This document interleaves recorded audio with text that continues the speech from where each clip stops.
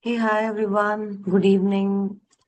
Can any one of you confirm if we are audible and visible?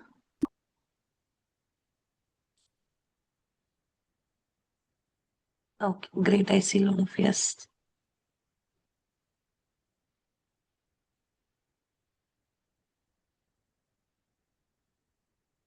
Okay, sure, folks. Thank you. Thank you so much. I see a lot of reactions on the screen as well. So thank you so much. Uh, so very much good evening. With the interest of time, we shall start off. I see already 1,000 plus of you have joined the session. So my name is Katya and I'm part of Amazon University Talent Acquisition team. I am a full life cycle recruiter at Amazon and I've been working with Amazon around 1+ years for now. And I have an industry experience of which I carry for around 5 years in the campus recruitment space. With me today, I have Swapnil Gupta, who is an applied scientist too at Amazon and who would be helping you as a speaker expert for today for answering your questions regarding the sessions which you have attended on the dimensionality reduction, and he would be helping you to clear your queries in terms of the session as well here. So, as you all know, the flow from the last session, we have received all your questions through the chat Q&A part earlier, and we have bifurcated them into different themes for you so that we can go theme by theme and help you to understand each of the areas in a distinct and a proper manner. So I would be help. I will be helping out to read few the questions from my screen, and Swapnil will help them to answer. And towards the end, the last 30 minutes would be open for a chat Q&A session through the live Zoom call which we have here, where we'd be picking up questions and we would be answering for you guys as well. So, Swapnil, you would want to add anything else? So, first of all, thanks, Katya, for setting up the context. Hi, everyone. So I hope this would be a good learning opportunity for all of us, and I'm really looking forward to answer all of your questions. Thanks, Swapnil. So, folks, as I discussed, that we have grouped all your questions which we have received into 11 themes with 2 to 3 framed questions per theme, so that it is crafted in a way that we can cover all the individual questions which we have received from you as well. So next 50 to 60 minutes, that is, we shall go in a top-down order approach, and I shall help to cover the 11 theme questions which we have received. So we have received a total of 284 questions from all of you, and we would be trying to capture most of it through the themes, and we shall make sure that none of you go without an answer to any of your questions. So, Swapnil, the first theme which you have targeted is a PCA fundamentals and mechanics, on which we have received a question on. Can you help us to walk through how PCA works and what are the representatives to it, and how projecting data onto principal components preserves the maximum variance? Got it. So guys, first of all, how does a PCA work? So the problem formulation itself is around, or the optimization that we do while performing PCA is to preserve the maximum variance in the data. So just for, Katya, can you just give me a moment? I'll just continue in Sure, that. sure. Sorry.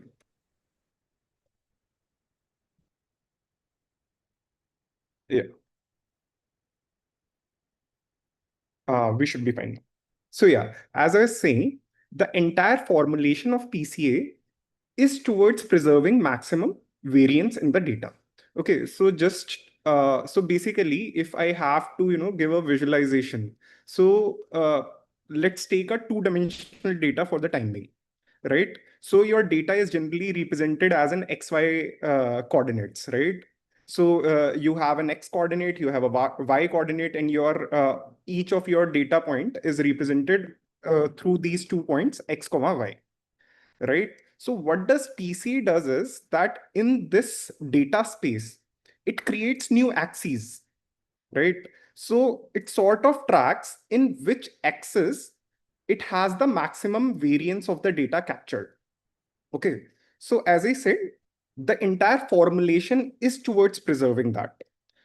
Now, a lot of time, what does an algorithm does sort of is reflected in the optimization problem that it solves, right? The core objective function in PCA is to minimize the reconstruction error. Recording in progress. Okay. So, yeah, so as I was saying, the entire objective function itself is that, you have your original data. Now you want to reduce it in some lower dimensional space in a way that the reconstruction error is minimum. And solving that optimization function itself leads to a solution where you have these leads to a solution where, like, having the least reconstruction error is equivalent to maximizing the variance itself. Okay, so it is the optimization function that we adopt in PCA that automatically leads to maximizing the variance of the resulting data. So Katya, we can move to the next question. Sure, Swapnil. Yeah, thank you. So on the second area of on the second question from the PCA is that why does PCA chooses directions with maximum variance instead of maximum class separation? And when does this distinction matter for us? Got it. So these two things are very different. Okay. So in dimensionality reduction, even in the slides that have been shared with you folks, you will see that there are some methods which are supervised in nature, and there are some methods which are unsupervised in nature. Okay, so what does this mean? In supervised, anytime when we have the target labels available, that is a supervised method, right? But when we don't have a target label available, then that becomes an unsupervised Swapnil, algorithm. can you give me a minute? Folks, I see you guys are chiming in the reactions without any context to it. If I see any more reactions without any context to it, I shall abruptly end up the session right away because we don't really appreciate any such disturbances within the session. The session is only for you, and Swapnil has been here only to answer your questions specifically for the next 1.5 hours. So let's respect that and not chime in for any reactions. If I see it, I will start removing in people directly from this Zoom webinar right away. So sorry, Swapnil. Yeah, please go on. Sure, Katya. So yeah, like as I was saying, that we have to understand this distinction between supervised and unsupervised methods. So PCA falls under the category of unsupervised algorithms, right? It doesn't see what the classes are. So maximizing the class separation goes out of the window, right? Now PCA is not, see, when we say classes, we are talking about a downstream task of classification, right? But it's not that PCA's objective is limited to that.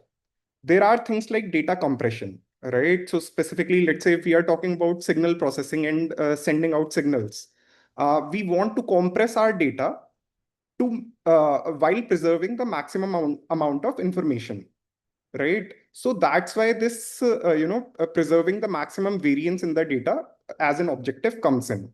Now, if you are talking about a classification task downstream, then PCA doesn't necessarily guarantee that it is the best approach indeed, right?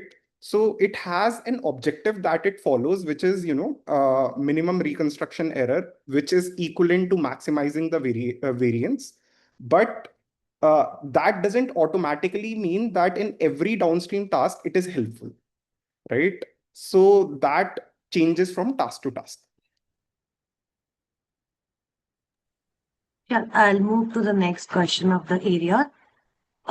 The third question related to it is, since principal components are linear combinations of original features, so how do we interpret them in the real world problems? Do they have a physical meaning to it?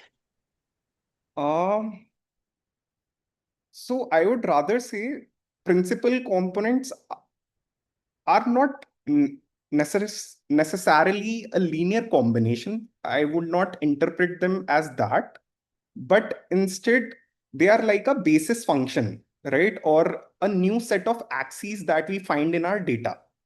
So our original axis can be x and y's, but we want to replace them with, axis which is more tuned to the data.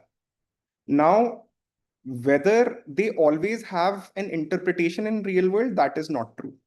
That need not be the case, and that is not the optimization that it is done for, right? So they might or might not have an interpretation all the time.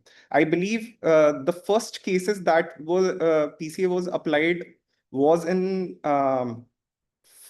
face related data, like, facial images rather. And people could find some interpretation in terms of eigen faces and all. But yeah, like, that is just a byproduct and need not be always there. Sure. Thanks, Swapnil. Moving on to the second frame of the theme of the flow of the questions. It's on autoencoders and DDR, covering VAA, LoRA, LoRA, and DoRA, DoRA. So the first question in it is, how does the bottleneck in an autoencoder pose meaningful compression? And how does a VA's probabilistic latent space differ from a deterministic autoencoder? Got it. So first of all, the question is, what is compression, right? To know that how it compress data, we need to understand what does it even mean. So basically, if your original data has d dimensions, and you are able to represent it or through, let's say, a k-dimensional vector, where k is smaller than d, then automatically that implies compression, right? Now, in an autoencoder, what happens is that sort of there is a compression, and then you sort of uh, reconstruct the original input, right? Uh, Trying to minimize whatever the reconstruction loss here is, right? So if there exists a k-dimensional space, which is smaller than the original d-dimensional space, right, which can be used to reconstruct the original information, then that k-dimensional space is sufficiently good for you for any downstream task. Should be the case, right? So that way, now you can replace your d-dimensional original space with this lower dimensional k space for any downstream task, and that results in compression. Yeah, Kate. Sure. I'll move to the next question. When evaluating a learned latent space, do you trust reconstruction loss as a proxy for representation quality, or do you validate downstream? How do you decide it's working? So, see, as I mentioned in the previous questions as well, this reconstruction error is not why these were created were not specifically for, let's say, solving an ML problem on top of it at a later point. Data compression in itself is a very important field, right? So whether reconstruction loss or this objective that we follow would help you in the specific downstream task or not will can change from task to task, right? For example, so if, let's say, you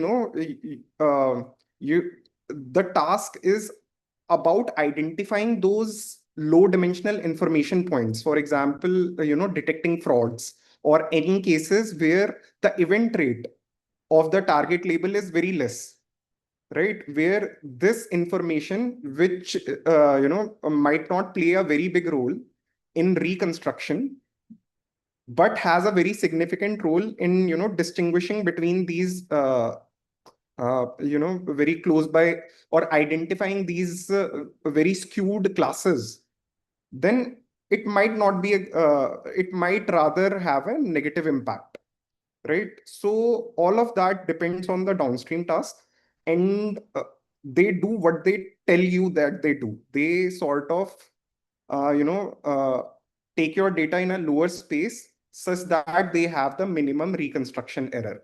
That's it, right? So if your downstream task has a different objective, then it might or might not align with this.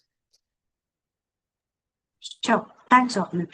A follow-up question to the same theme. How do LoRa and DoRA relate to dimensionality reduction? What is the intuition behind low rank updates for fine-tuning? And how do you choose the rank? And why does not DoRA just become full fine-tuning? Okay, there are multiple parts to this question. Okay, so first of all, what is LoRa and DoRA? And there is QLoRa as well. So first of all, uh, for the things that we have been talking about, this is very different from that, right? We have been talking about till now how to reduce the dimension of your data. Now, LoRa and its counterparts doesn't have really anything to do with this or data dimensionality reduction, but rather they go into the model fine-tuning space.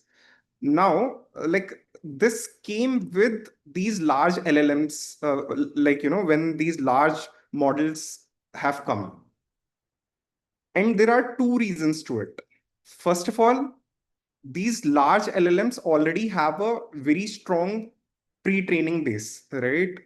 So you don't really want to, significantly change them. That is sometimes if you, let's say you have, you have an LLM model which you want to fine tune for your downstream task. Now, if there are two things that can be done here, you either you do a complete fine tuning of the model for your downstream task, and then as a counterpart to that has come these LoRa and its counter, and the other methods, related methods. Now, what can potentially happen in a full fine tuning is that the original information that is stored in these models can be forgotten. This is also called uh, okay, I'm forgetting the exact term for this, but yeah, it is sort of like the original information that or which these models have as part of their pre-training can get forgotten, right? So you don't want that. Second is, now these models are so heavy that if you would do a complete fine tune of them, it would be computationally very resource expensive. Okay, so that also becomes a bottleneck sometimes.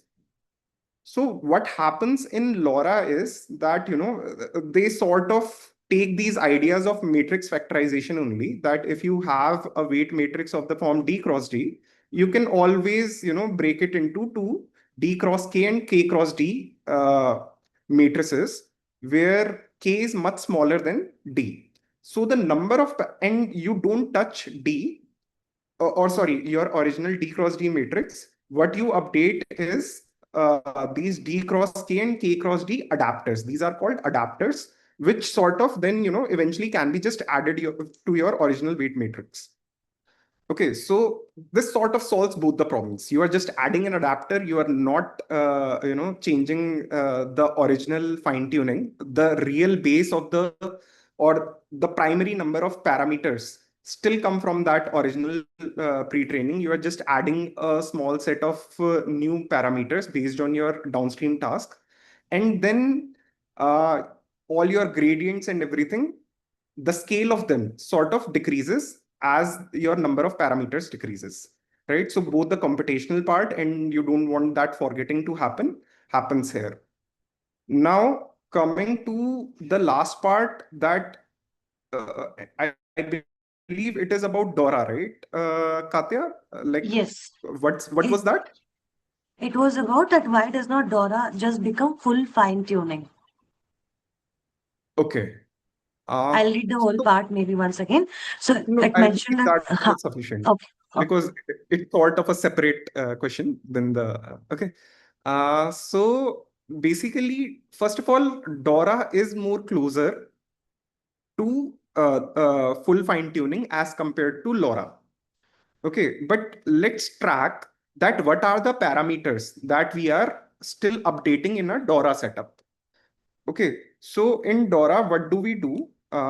If you have a weight matrix, it's a combination of so if there is a weight matrix of D cross D dimensions, then what does this imply? That you have D vectors of D dimensions, right? D vectors of D dimensions. Now each vector, what you can do is you can have a scalar weight, or which is the magnitude, and then a vector dimension vector, or sorry, so the vector sort of signifies, so there is a magnitude part to this vector, and then there is a direction part to this vector. Okay, the good part is that your magnitude is just a scalar, right, which can be the norm of that vector, and the dimension, or sorry, the direction part still remains the vector, the complete d-dimensional vector. So now your original vector is decomposed into two parts. One is a scalar and other one is a direction vector. Now, for these direction vectors, they, again combine back to a D cross D matrix, and you do a LoRA fine tuning on top of that, right? So, again, here for these direction weight matrices, you are still reducing the number of parameters that you are fine tuning, because as compared to original D cross D, you are still fine tuning only D cross K and K cross D vectors, sorry, matrices, right? And if K is very less than D, then this is only a fraction of the original D cross D matrix. Now, on the magnitude part of it, even if you are fine tuning it, it's just a scalar, right? So the number of these magnitude, parameters would be still much lesser. So as you can see, still the number of parameters that we are updating even in DoRA is much lesser than the original number of parameters. So it is still like a low rank optimization. Yeah. Moving to the third theme, Swapnil, which has questions related to real world production and Amazon practice, wherein we had received around 30 plus questions on this area. So the first question is on in large scale recommendation or search pipelines at Amazon, how do you decide whether to apply DR before training versus letting the model learn its own representations? Okay. Yeah, that is an interesting question. So basically, see, I believe a very important topic that has been covered in the slides is curse of dimensionality, right? So if you have high dimensional features, then unless you have a lot of data to training in that high dimensions sort of becomes very challenging, at times noisy, right? The good part about Amazon is that we generally have a lot of data. Okay, so if I have a lot of data, then probably I'll never go for a DR in the first place. Okay, so if I have a lot of data to train for, then I will not go for a DR. Second, I rather prefer as my first solution to something is to increase or regularize my models better. So for example, we for simple models like logistic regression and all, I believe topics like ridge regression and lasso regression has been touched upon, right? So I would rather prefer that first, if you have a lot of data, then that sort of solves almost all of your problems, right? Except for the computational part of it, right? You will have to make effective computational systems. The second is, I would first prefer to do regularization because they are more supervised in nature, right? So probably, especially with neural networks and all, I whenever I'm working with neural networks, or for that example, even tree-based methods like XGBoost. So there also, they have that ability to identify important features on their own. Okay, so for those reasons, my first uh, things that I experiment with or prioritize my experimentation is regularization. And post that, as a side experiment, I'll also see if I can reduce the dimensionality, or sometimes, like feature selection, I would rather prefer over, let's say, these feature extraction methods like PCA and all, unless explicitly required, like not my first choice there. Yeah. Moving to the second part of the question. Second question. At Amazon's scale, how do you know you're hitting the curse of dimensionality? What are the symptoms? And how do you decide which DR technique to try first? Yeah, majority of these things are practical in nature. Okay, some of the things that, sort of comes up is whether the model is overfitting or not, right? Whether you are able to, how's your training loss functioning, right? You should always track one thing that, what I have seen is helpful. We always track our performance on validation data and, test data. But you should also look at how you're doing on the train data to start with, right? So whether you are underfitting or overfitting, that signals comes from the trained data first, right? If you are too low on trained data, it's very difficult. You can any day aim for a very high accuracy or evaluation on test data, right? And similarly, if you are too high, like suspiciously high on trained data, that straight away gives you a signal of overfitting. So yeah, means I believe a lot of these signals come from how training is progressing. Yeah, thank you, Sabnil. And I think a question after that would be on after deploying a model, how do you monitor whether the feature distribution has shifted enough that your DR approach should be revisited or retrained? Got it. So yeah, this is a perfect example of, out of time performance. So it's not, this out of time performance is something which is not just about, the DR approach, it's about the entire model, right? So basically the signals for that are sort of common. In DR as well, we are trying to map the data's original distribution. And even in any downstream modeling task, we are trying to map the distribution itself, right? So with time, if your distribution shift starts happening significantly, then like it's not just about the DR approach, it's about the entire modeling that needs to be shifted, right? Or, refreshed. So yes, to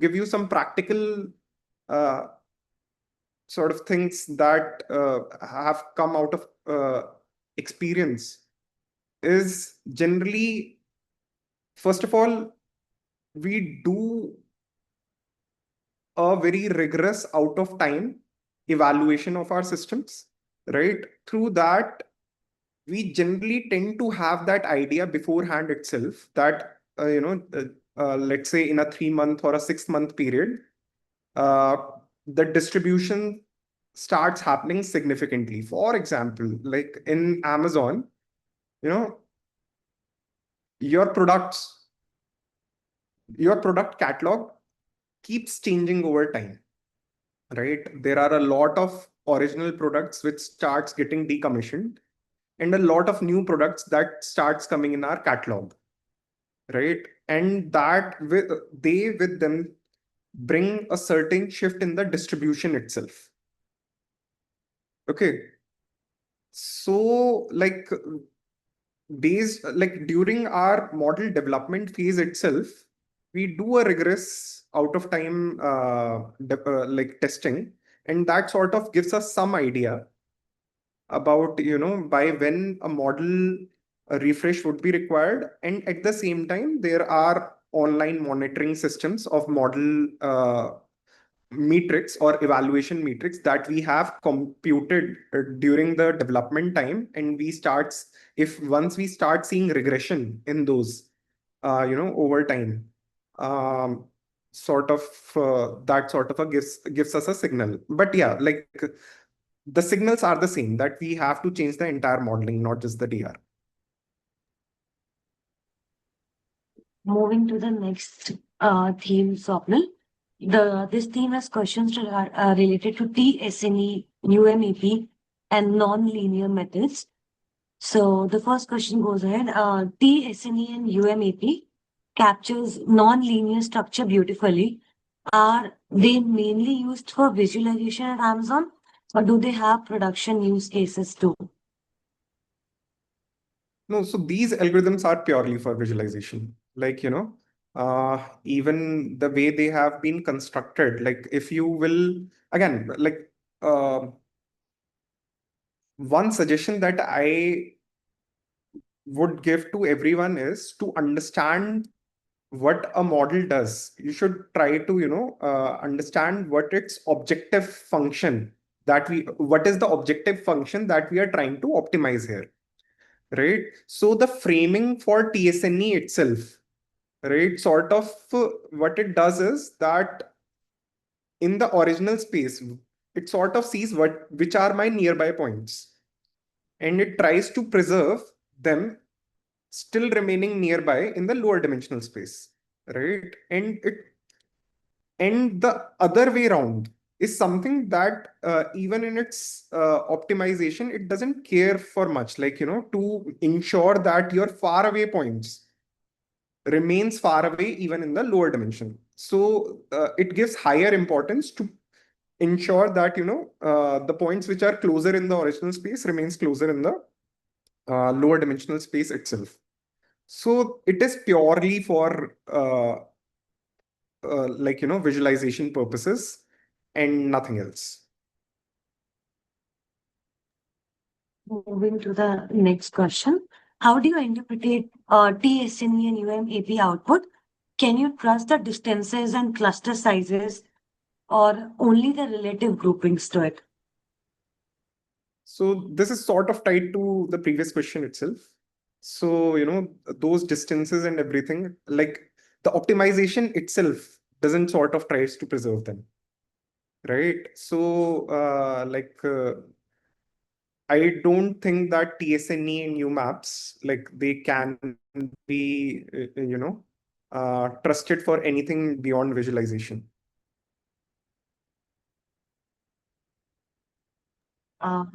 Moving to the next question. Since PSA relies on linear rotation and struggles with curved structures, when would you choose a non-linear method like t-SNE, UMAP, or kernel PCA over PCA? And what are the trade-offs related to it? See, first of all, because in higher dimensional, it's sort of impossible to tell whether the data has that linear distribution or non-linear distribution, right? Obviously, non-linear distributions or non-linear methods. First of all, let's take away, I'm, dropping t-SNE from this because t-SNE has a totally different objective, which is, uh, all it does is that it brings it into a fixed two-dimensional space, and just for the purpose of visualization. Now, if I talk about, let's say, PCA versus kernel PCA, right? When would I use it? So let's talk about the trade-offs here. Kernel PCA is definitely more powerful, right? And I believe, mathematically speaking, though I need to work it out, but kernel PCA should be able to reproduce PCA. Generally, it's a higher degree. So anything with at a lower degree should be reproducible from there. The problem, the other side of the story is that computationally it is much more expensive, right? So the trade-off part, while kernel PCA would be, much more expressive or potentially have more capability, but the others, the trade-off is purely, the computational part of it. I cannot think of a reason, just, if we take out computation out of the window, that PCA is doing better than kernel PCA.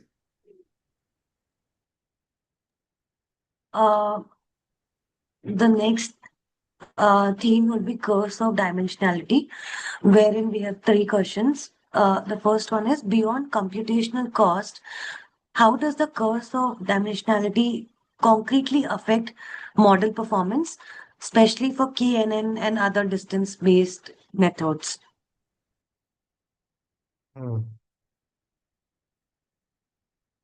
Okay. So this is somewhat non-intuitive, but let's try to visualize it. What's happening? First of all, if you have a lot of data available, then curse of dimensionality is not that prominent. Okay. But why more data is required is something I believe can be visualized. Okay, so let's say, let's start with a two-dimensional space, or let's compare a two-dimensional data space with a three-dimensional data space, because now we are talking about a square and a cube, right? Something of that sort. Now, let's say you have data points. In both the cases, let's say, you have a cube or a square. The area or the volume, or you can imagine that your volume sort of uh, increases many folds with each dimension, right?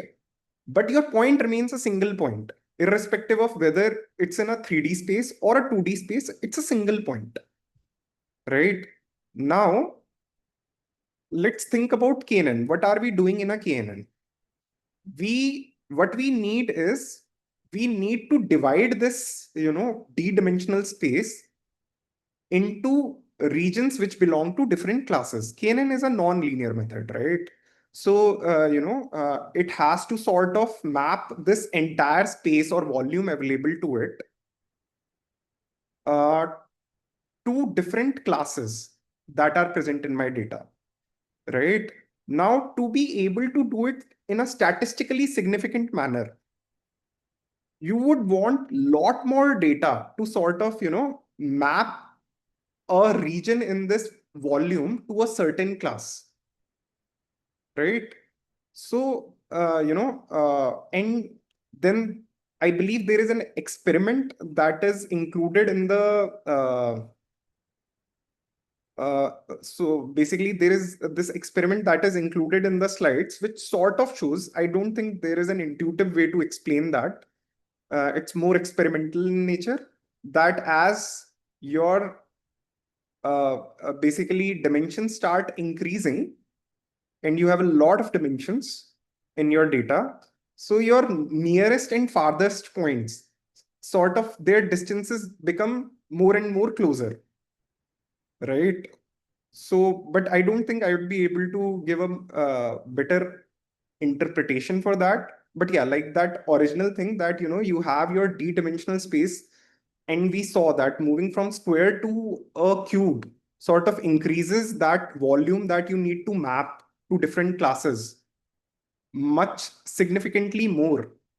Now you can imagine, if you just keep on adding more and more dimensions, this hypercuboid sort of a thing that would be massive in terms of volume. And now you have to map each region to a class. So either you have a lot of data that can fill up that space, or the space, I would rather say, the space that you have to map. Either you have a lot of points, otherwise, you have like all the points would be very far away from each other in that space, right? So yeah. Sure. In follow-up question to it is, corners and shells in high dimensions, and how does that break our low dimensional intuitions?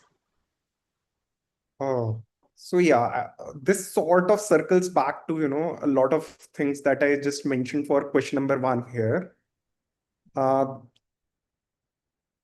There are these experiments that have been noted in the slides as well, that, your distances start becoming max and min distance, start becoming, very closer to each other.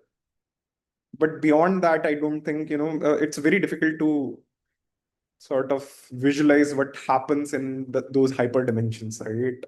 So yeah, means I think the best answer that I can frame here is something that I've already covered in the previous question. Sure. The third question to it is, why does increasing the number of features sometimes reduce performance even when more information should theoretically help? Okay. So there are two parts to this question. Sorry, not the question, but rather answer. Okay. First of all, it's not always the case that, adding more information would only help, or, what constitute as an information in itself, right? Sometimes, there is a very famous saying in ML, garbage in, garbage out, right? So if that additional information specifically for that particular task is a garbage or an irrelevant factor, then it need not improve the performance. Second part to it is, you know, while you have now more information in each data point, but if you don't have sufficient data points itself, and you are just increasing more and more dimensions to each data point, then the learning problem in itself becomes very difficult. Something similar to that we just discussed, uh, the model, because you have this huge volume that you need to map now, and this volume increases with, each dimension. So what happens is this space is very sparsely populated with your data points now. So mapping this space through any machine learning algorithm becomes more and more difficult, right? So yeah, means there is a noise part to it, and then there is at the end of the day, there is some optimization that you are solving, right? Some mathematical uh, modeling that you are doing there. So it becomes more and more difficult in that sense as well. Just for as an example as well, though it doesn't have a one-to-one mapping here. Uh, but I remember there used to be these linear algebra style questions uh, where, we had two equations and two variables to solve, right? But, or, the thing was that if you want to solve an n variable problem, you need at least n equations, right? Something of that sort, right? So here as well, if your number of equations, if your variables, you can think that your model parameters are like variables, and your data points are like those equations. So if you just keep on increasing features, that means you're just keeping on increasing, model parameters, and that would become a difficult problem to solve. Thanks, Swapnil. Moving on to the sixth theme of the questionnaire, which is on the feature selection versus feature extraction. So, what is the practical difference between feature selection and feature extraction, and how do you decide which approach to use? So I believe the difference is what the difference in supervised learning versus unsupervised, or supervised methods versus unsupervised methods are, right? This feature selection, like what are the examples of feature selections that are coming to my mind? One is, in your tree-based methods, you can have feature importance. right? Based on that, that can be a signal for you that, okay, these are the important features for me, I should select them, right? Similarly, in linear regression or these regression-based methods, if you apply lasso, then you automatic that sort of also acts as a feature selector, right? So feature selection is primarily focused towards these supervised methods, right? And then your feature extractors, which sort of what they do is they sort of transform your original feature space to a different space in an unsupervised manner. So that includes your autoencoders and PCAs and all, right? Even SVDs, which is used for LDA in text classification. So, like, first of all, they are not always necessary because they are not designed to optimize a downstream task. They might not always help there, right? Their reasons are slightly,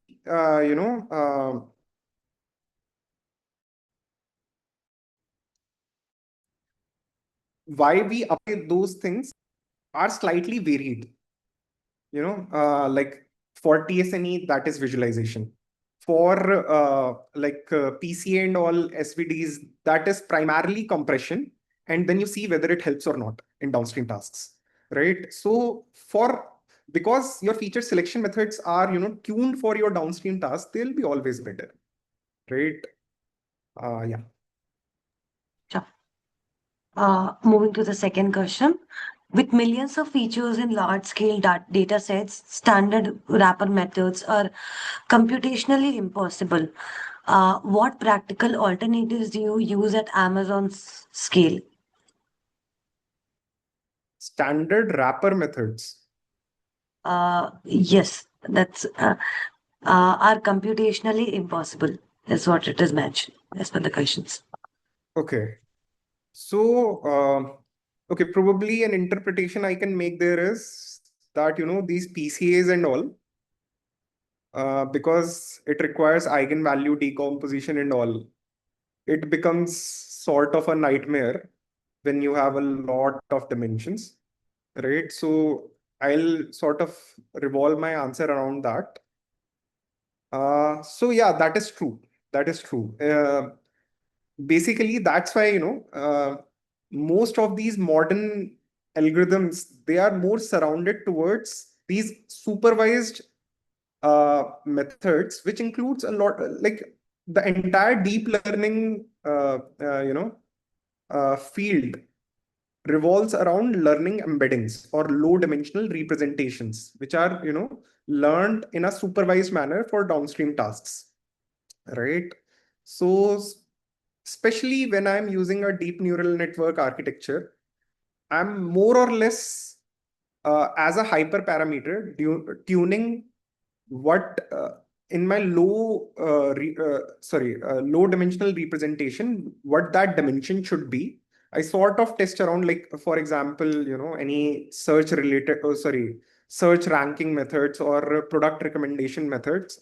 They are primarily shifted to, all of these are primarily shifted to embedding based methods, where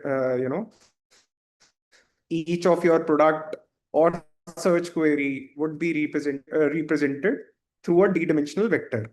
Now, what is the right d is sort of governed by multiple factors. One is, higher d means higher latency. Sometimes, uh, like in the final layer where you have to score, or during inference, if you have a real-time operation that needs to happen, then with d, your computational time also increases, right? So that plays a role. Obviously, there is a trade-off between, with increasing D, your performances tends to increase only, or it can, lead to overfitting as well at times. So those sort of things, become important considerations.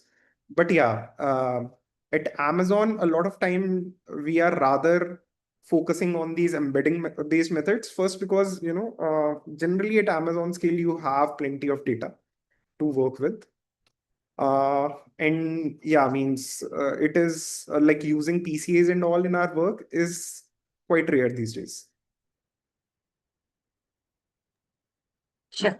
The last question towards feature selection is you have 10,000 features but only 500 samples. Which dimensionality reduction technique would you consider first and why? Okay. So yeah, means sort of circles back to our original point of, you have a lot of volume or space to map and very less points to sort of do it informatively. Two things I'll do in parallel here.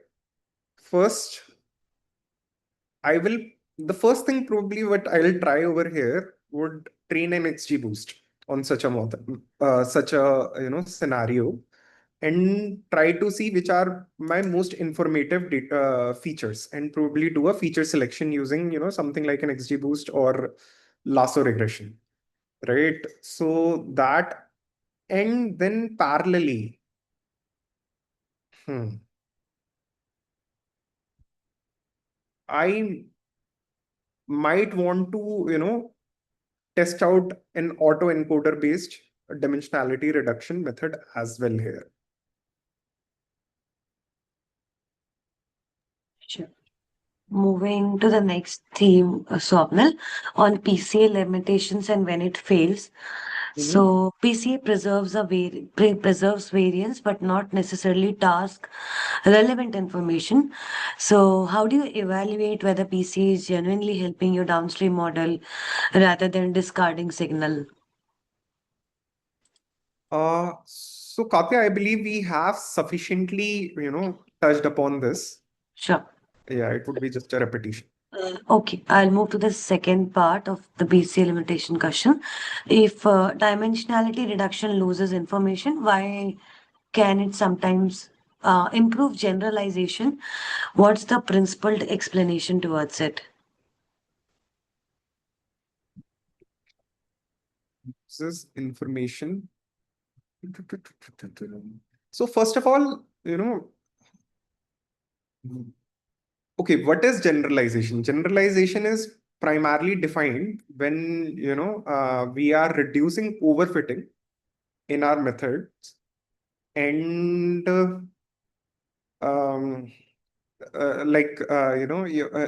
on your test data, you are able to perform equivalently or very similar to how you are doing on your trained data. That in ML terms is, described as generalization. Now, whether PCA would help in this or not is experimental, purely experimental. Okay, as I mentioned, PCA doesn't necessarily optimize this, right? Whether it is able to do that or generalization is improving or not is sort of an outcome of it, which is not an intended outcome the way it is designed. Probably, it is removing noise from the data. When you do PCA, it can potentially and very likely remove noise from the data, and that might be eventually helping in avoiding overfitting in your original in your training space and sort of doing a good job in your test space as well. So but yeah, like by design it is not designed for it. Sure. Moving to the moving to the eighth theme of the questionnaire on SVD and matrix factorization. How does SVD relate to PCA when would you compete PCA via decomposition versus going straight to SVD for numerical stability? See, PCA is nothing but SVD on a mean centered data. Okay, mathematically everything else remains the same. But what this mean centering does is it sort of brings this interpretation of, you know, maximizing variance. Okay, so if you will drop, if you'll not mean center your data and do SVD, then like whatever happens is mathematically almost the same thing, but your interpretation of variance maximization, or that interpretation is lost in SVD. Okay, so if that is critical, then probably you do a PCA. Like in eigenface, like in face image recognition models that were originally defined, they did find some visualization around PCA as well as eigenfaces. But nothing like those sort of interpretation are not present in SVD. Sure. There's a question on why, when and why to use DR or choosing method theme as well. With so many DR methods available, is there a practical decision framework for choosing the right one, or does it always come down to experimentation? Okay, this does need me to think a bit. My first answer to this would be, it's purely experimental when it comes to a downstream task, right? Now, for example, like PC and autoencoders, they are roughly the same. If you would see, both are reducing the reconstruction error using an L2 norm sort of a reconstruction. So they are roughly the same. It's just that autoencoders bring in non-linearity, right? So that non-linearity is something that differentiates between PC and autoencoder. Okay, and that is helpful depending on what your data distribution looks like. Okay. Uh, then like so like the choices that we have to make here is linear versus non-linear, supervised versus unsupervised, right? So as I said in my previous answers as well, generally the first step that I look towards is regularization, because that is more supervised in nature, right?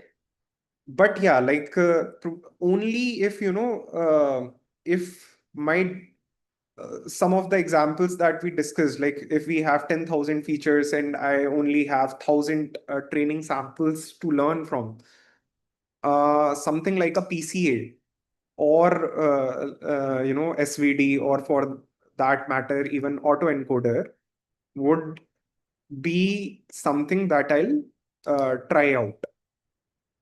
Otherwise, my first hunch would still remain with, can I regularize my training enough to get a good performance out of it? Sure. Swapnil, so we have covered major of the questions in the questions which you have received earlier through the doc as well. Now, for all of you, we shall move to the live Q&A chat, which is here, and Swapnil would be able to see through your questions through the Q&A box, and shall pick up and answer the areas which which are yet to be covered, basis the live chat which is there. So yes, over to you, Swapnil. I see already a lot of questions, but I would Yeah. request all of you to repose the questions if something which is still not covered, basis the earlier discussions, and you would like Swapnil to go through it once again.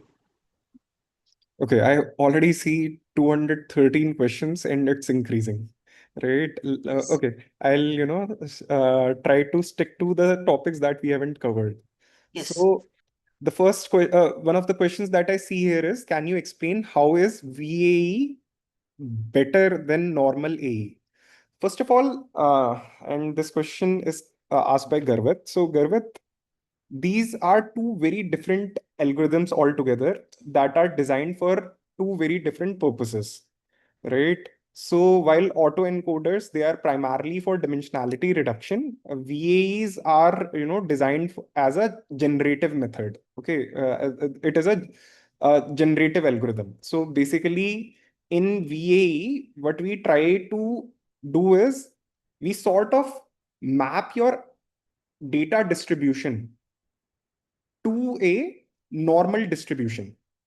Okay, because we don't know. So the principle of a VAE is that we don't know the original distribution where the data is. It's sort of impossible.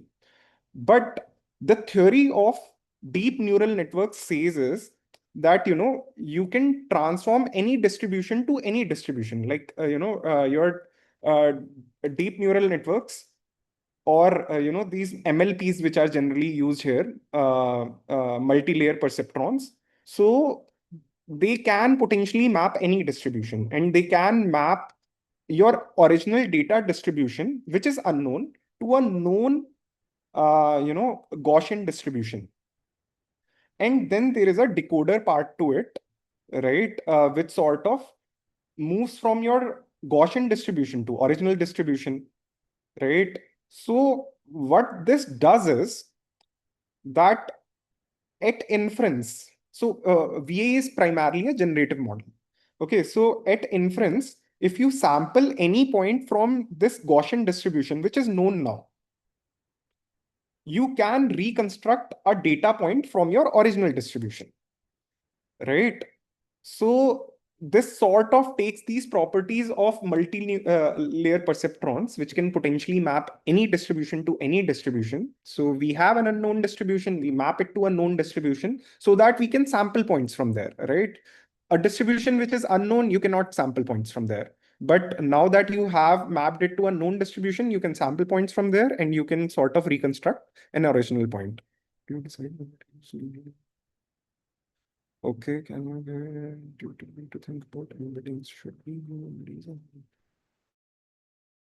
The question is, could you give us an intuitive way to think about embeddings? Should we view embeddings as another form of dimensionality reduction, or are they solving fundamentally different problem?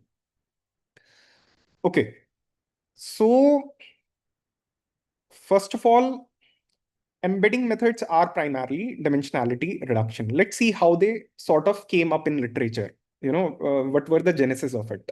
So, to the best of my knowledge, uh, the first like few of the initial works that I remember about embeddings are related to these word to vec sort of a things, where you have these text data. Now, how to represent it in a mathematical form, right? Because your machine learning models can only sort of process maths.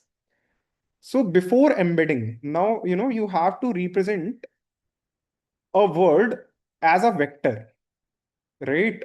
Before embedding, the way to go about it was that you have a vector which is same as the size of your entire dictionary of words, and you sort of assign an index to each word, right?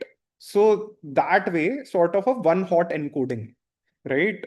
So you will do a one hot encoding to each of your words. So that now, compared to that, if we think from that lens, then if your vocabulary is 30,000 and you are sort of representing each of your word with, let's say, a 256 or 512 dimensional vector, it is definitely something which can be represented as a, or can come under the purview of dimensionality reduction.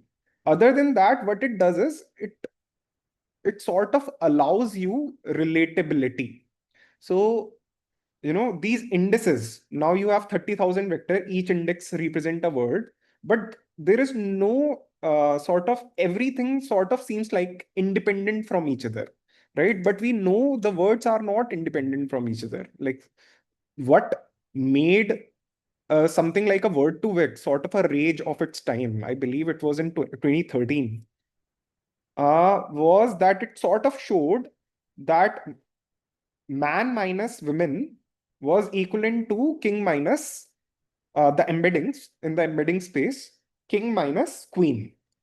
Okay, so that sort of interpretation it started bringing up, which was impossible in the original in one hot vector sort of a space.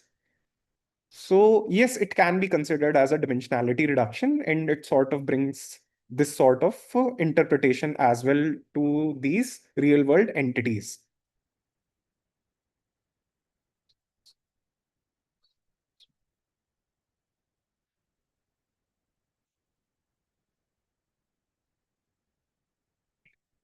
As Amazon builds large-scale AI system, do you see the next breakthrough coming from training better embeddings or from finding smarter ways to compress?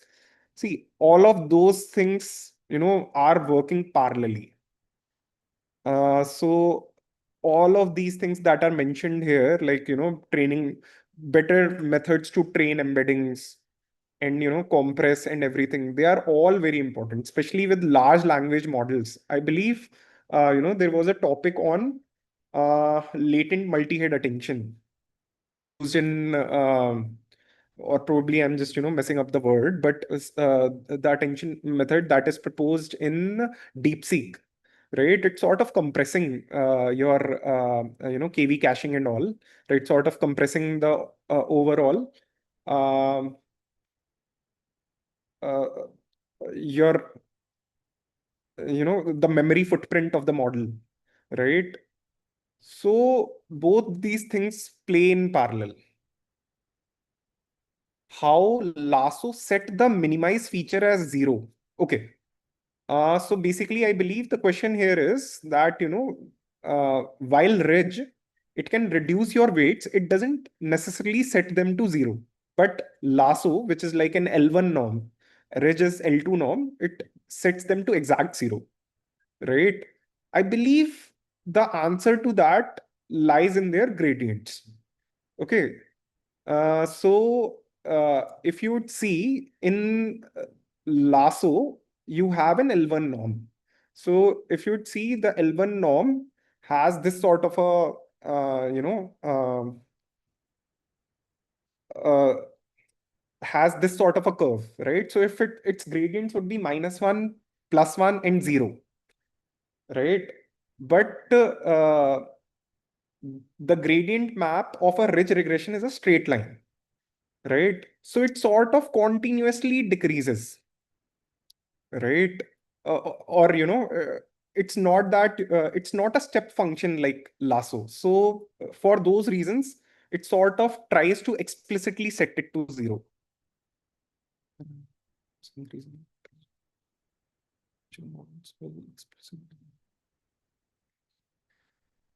So that is true. PCA. So the question is that with LLM embeddings and all, and things are the way things are moving, would explicit dimensionality reduction techniques like PCA would become obsolete?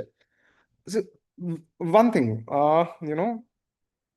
PCA is still an important part of data compression schemes. Like I'm not following the recent research on data compression, but it's not just about the performance of an ML model on top of these PCA sort of features.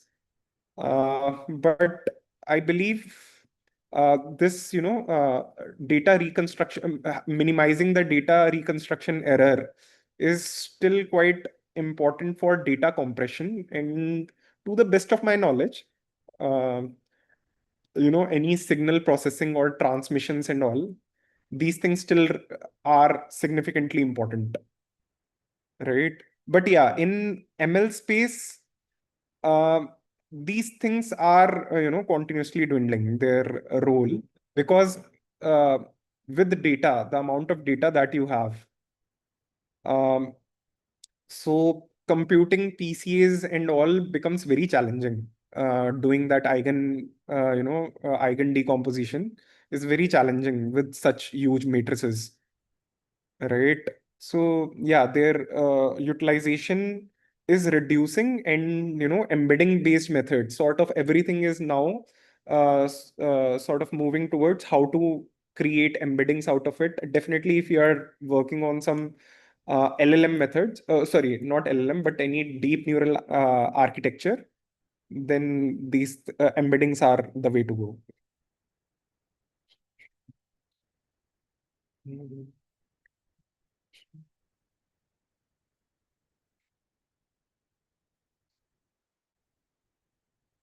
So first of all, dimensionality reduction as a space is huge. PCA doesn't define dimensionality reduction. Uh, all these embedding methods, as we just were discussing about, moving to word to vec from a one hot encoder sort of a setup, would be dimensionality reduction only. Yes, at a large scale, when you have a lot of data, PCA becomes challenging.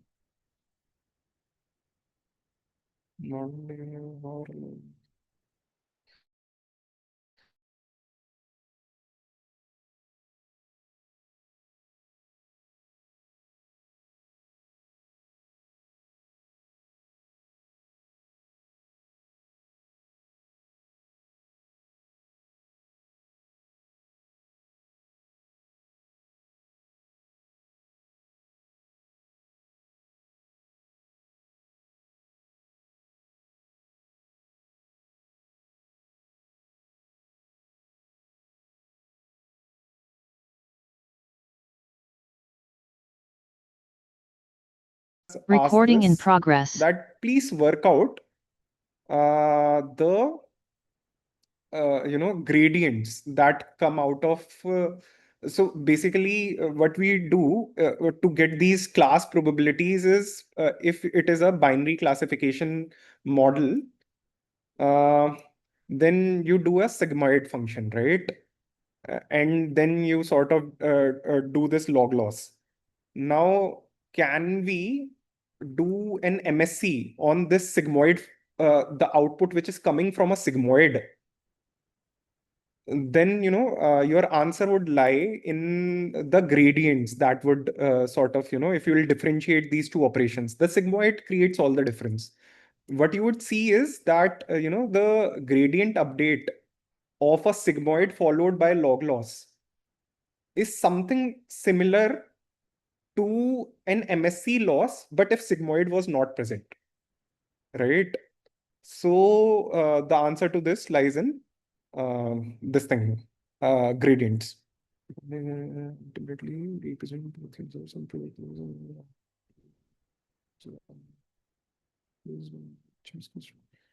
simply fitting historical interactions. Do modern deep learning reduce the...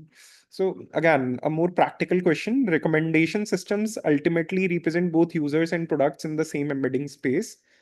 How do engineers evaluate whether the learned embedding space genuinely captures customer preferences? So this question is from Shaurya. So basically, see, all of it depends on how well you are evaluating your system, right? There should not be any leakage in your distribution of train and test data. It should be out of time. So that is the real test of your system, right? Uh, and if you have set your evaluation setup really nicely and sort of something which is close to what you will observe in real time when it will be used in production, then it's a fair assumption that whatever you are observing in your evaluation, the same behavior should be observed once the model is in production. So this experiment, that is the key part when you come to an industrial research, that you have to design your own experimental setup, right? You have to there is no bifurcation which is already present, that this is your train, this is your test. You have to create it on your own. So as long as you have a well-defined evaluation setup, that sort of gives you a reliable signal that what to expect in production.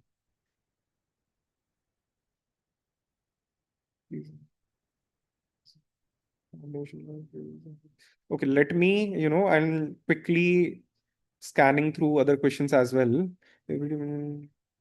Autoencoders add transforms with layers to run temperature. Some examples of vision transformer.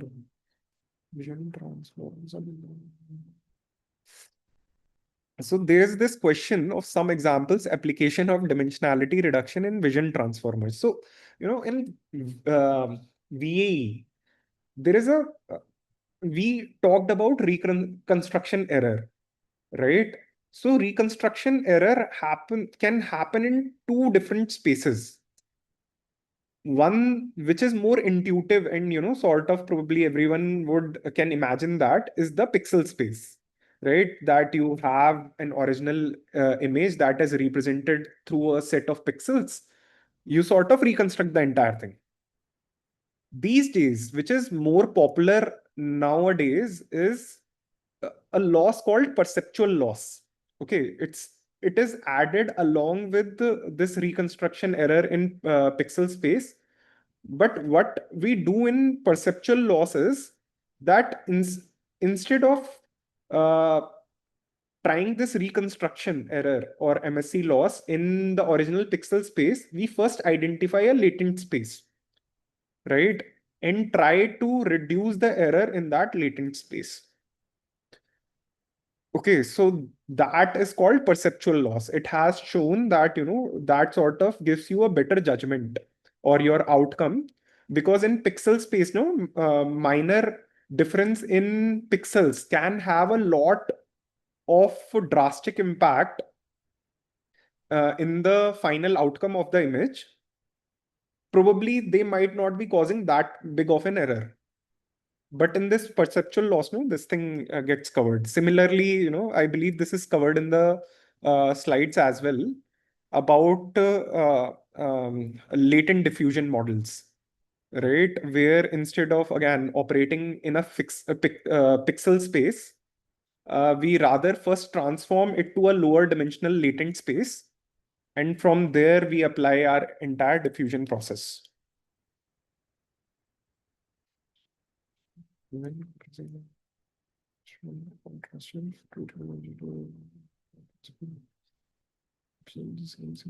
directions straight to include interesting. Many representation learning methods claim to learn how to distinguish true. Right. That forgetting word, that was right, Sai. I was forgetting this word, catastrophic forgetting.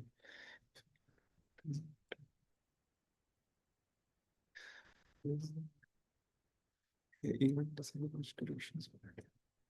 Just like negative.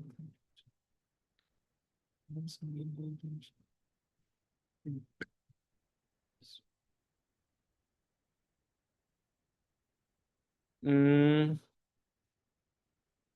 see, okay, the question in itself is not exactly clear to me.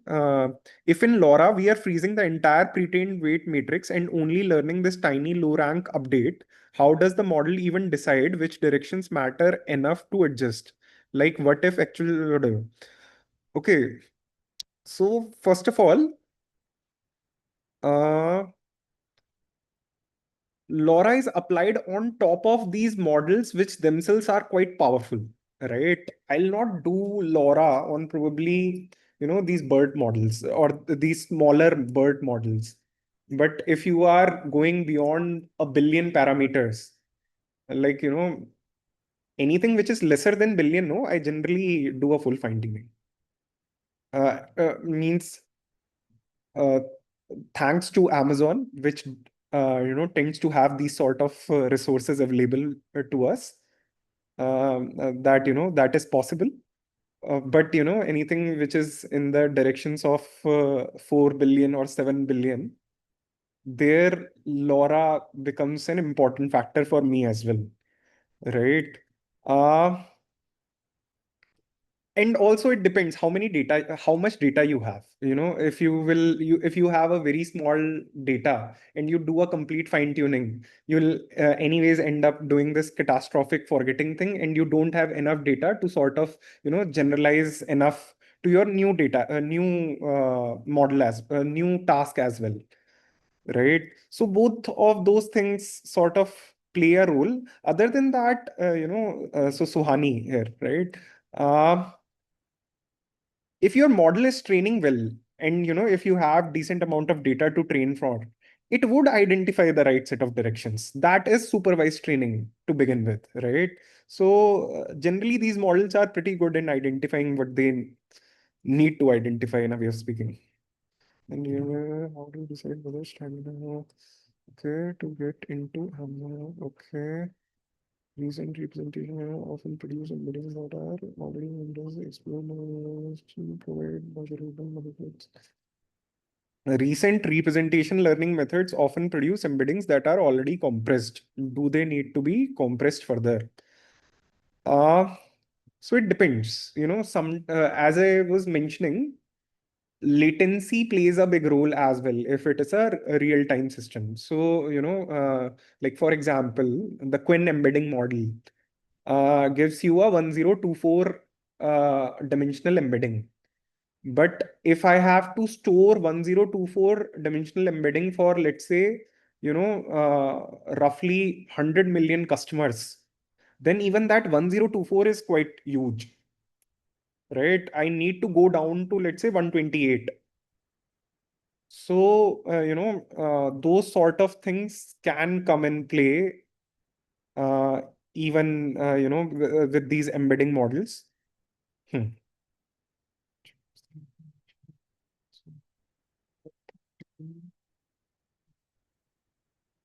How do you choose the latent dimension of a VAE? It's sort of fixed, right? The latent dimension, like, isn't there is no latent dimension in VAE, no? You only predict, or I might be wrong here. I'll not, but yeah, means, in VAE, it's sort of fixed that you are trying to predict the parameters of a Gaussian distribution, right? But it would be a multi-dimensional Gaussian distribution, so there might be more parameters associated to it. But yeah, like majority of the time, no, all of these sort of things are your hyperparameters, right? Like you will define what is the right embedding size. Same goes here.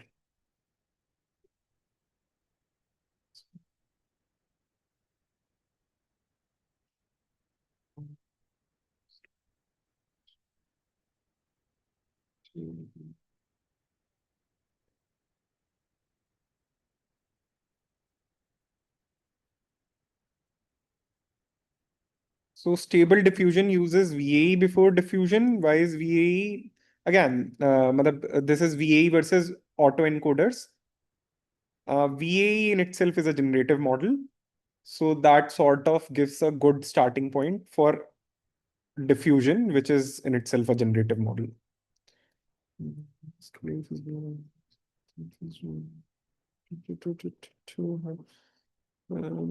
Recommendation. Okay, let me do how do I want recommendation systems? How do users products value metrics? Okay. This is an interesting question. How do Amazon recommendation systems handle new users or new products when matrix factorization suffers from cold start problem? So, Abhishek, uh, basically, in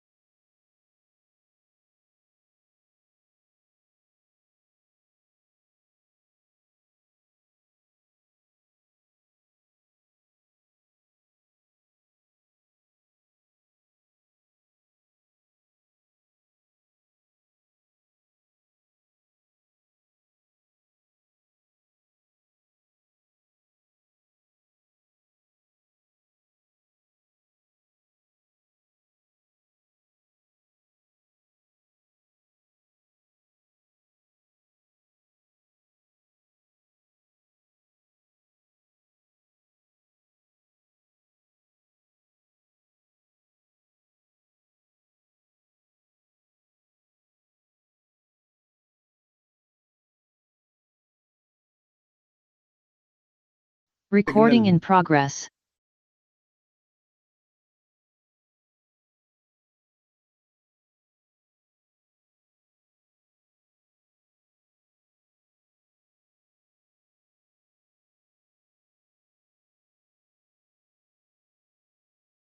matrix factorization, which honestly speaking, they closely resemble each other, but they allow you to incorporate these side information or metadata about the customer and the products. And this additional metadata is generally the key to handle cold start problems.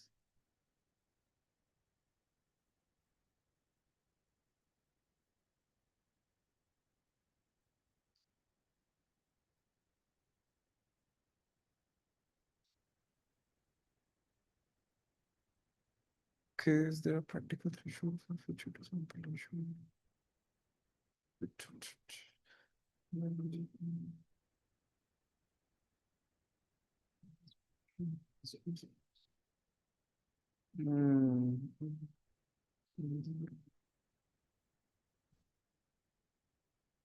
If dimensionality reduction removes noisy or redundant information, could it ever accidentally remove it can very well happen, especially in these unsupervised dimensionality reduction methods like PCAs and SVDs.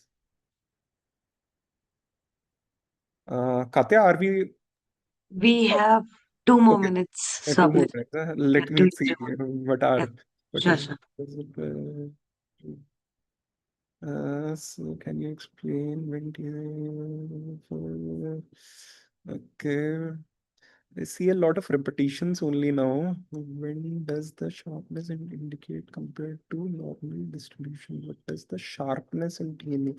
So sharpness in t-SNE, I believe you're talking about the perplexity, right? So basically, we mentioned in an initial phase where that we say that t-SNE sort of maps that, points which are closer to it should remain closer to it in the lower dimension as well.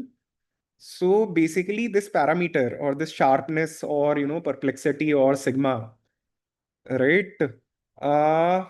They sort of enable you to control what you define is closeness, right? This interpretation of closeness is sort of um, like abstract in nature, right? So it's a mathematical way to sort of control that.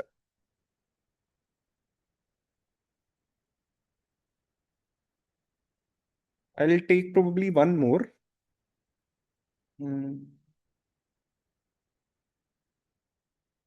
Okay. A lot of people have written about their major projects.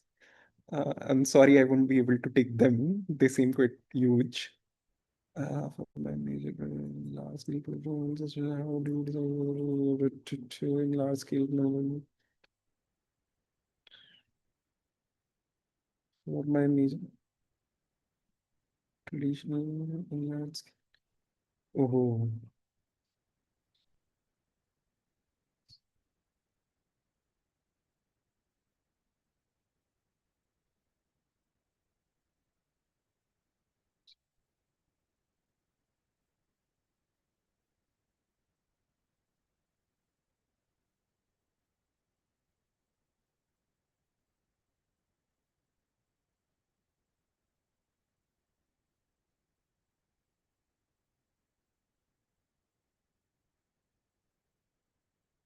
Have you ever had to sacrifice model accuracy to meet strict latency or cost requirements in production? That is true. That happens. Like I have recently put a personalization model in production. So basically where we had pre-computed and stored embeddings for customer and products. And then there we had a strict, a requirement on what is the upper limit on the dimension of embedding that we can go.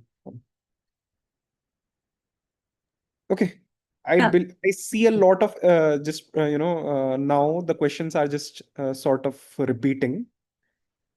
So I hope I have covered at least the variety of it.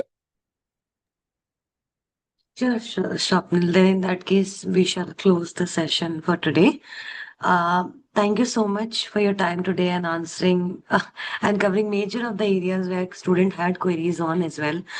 And thanks to all of you for being here and being a good audience. And um, we shall definitely look forward for our next session as well tomorrow on the Q&A.